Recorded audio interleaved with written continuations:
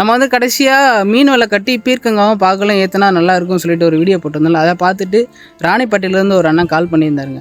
என்னென்னா, தம்பி நான் வந்து 2 ஏக்கர் வந்து தரையில் தான்ப்பா விட்டு பண்ணிகிட்ருக்கேன். இது மெத்தட் நல்லா இருக்குது. இது பண்ணுறது மூலிமா இன்னும் ஈல்டு அதிகமாக வரும்னு நினைக்கிறேன். நாட்களும் அதிகமாக வரும். நீ இதை எப்படி பண்ண சொல்லு அப்படின்னு சொல்லிட்டு கேட்டிருந்தாரு. அதுதான் நம்ம இந்த வீடியோவில் பார்க்க போகிறோம்.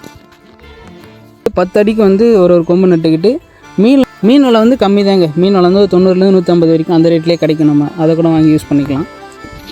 வந்து கட்டு கம்பி தான் நான் யூஸ் பண்ண ஆரம்பித்தேன். இதில் வந்து 90லேருந்து 110 அந்த ரேஞ்சிலே நமக்கு கட்டு கம்பி கிடைக்கும். வந்து இந்த மாதிரி கம்பு அடித்து இந்த மாதிரி கட்டு கம்பி இழுத்து கட்டிக்க வேண்டியது தான். 2 பக்கமும் மலகுச்சி வச்சு இழுத்து கட்டினதுக்கப்புறம் இந்த மாதிரி மீன் வலையை நம்ம வந்து இது கூட வந்து இந்த மாதிரி டொயின் வச்சு ஈஸியாக கட்டிக்க வேண்டியது தான். அதாவது 2 அடிக்கு ஒரு இந்த மாதிரி ரொம்ப தொங்காமல் இருக்க நம்ம வந்து இந்த மாதிரி கட்டிக்க வேண்டியது தான். பிடிச்சி ஆரம்பித்ததுக்கப்புறம் இலையும் நல்லா பெருசாக வர ஆரம்பிச்சிச்சு. நம்ம இன்னும் இதுக்கு வந்து ஹியூமிக் மட்டும்தான் கொடுத்துருந்தோம். இதுக்கப்புறம் மீன் அமிலமும் கொடுத்தா இன்னும் நல்லாயிருக்கும். இது பக்கத்தில் வந்து இப்போ பாகல் கொடி ஓடிட்டுருக்கு.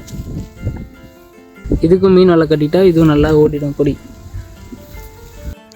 இந்த மாதிரி நம்ம மீன் வலையை கட்டி ஏற்றுறதால நமக்கு சணல் கட்டி ஏற்றணும்னு அவசியம் இல்லை. ஜஸ்ட் நீங்கள் அது வலையை மட்டும் கட்டி விட்டால் போதும், அதுவாக பிடிச்சி ஏறிக்கும். அது மட்டும் இல்லை, காய்கள் வந்து தரையில் இருக்கிறப்ப நிறைய வந்து அழுகி போகும் வாய்ப்பு இருக்குது மழை பெஞ்சாலோ. இதில் வந்து அந்த மாதிரி எதுவுமே இல்லை, ஈஸியாக தான் இருக்குது. இதுக்கு நமக்கு தேவையானது மீன் வலை, கட்டு கம்பி, கொம்பு, அந்த 2 சைடு வந்து ஈர்த்து பிடிச்சி கட்டுறதுக்கு மட்டும் மலக்குச்சி, அவ்வளோதான். இதே நமக்கு போதுமானது. இது எப்படி வளர்ச்சி இருக்குது, எப்படி காய வைக்குதுன்னு சொல்லிட்டு அடுத்தடுத்து நம்ம பார்ப்போம். அப்புறம் நீங்கள் யாரெல்லாம் இந்த மாதிரி மீன் வலை கட்டி யூஸ் பண்ணியிருந்தாலும் அதையும் கமெண்ட்டில் சொல்லுங்கள். இல்லை வேறு எதனா மெத்தடில் நீங்கள் பயிர் பண்ணாலும் அதையும் சொல்லுங்கள். கண்டிப்பாக எல்லாேருக்கும் யூஸ்ஃபுல்லாக இருக்குன்னு நினைக்கிறேன்.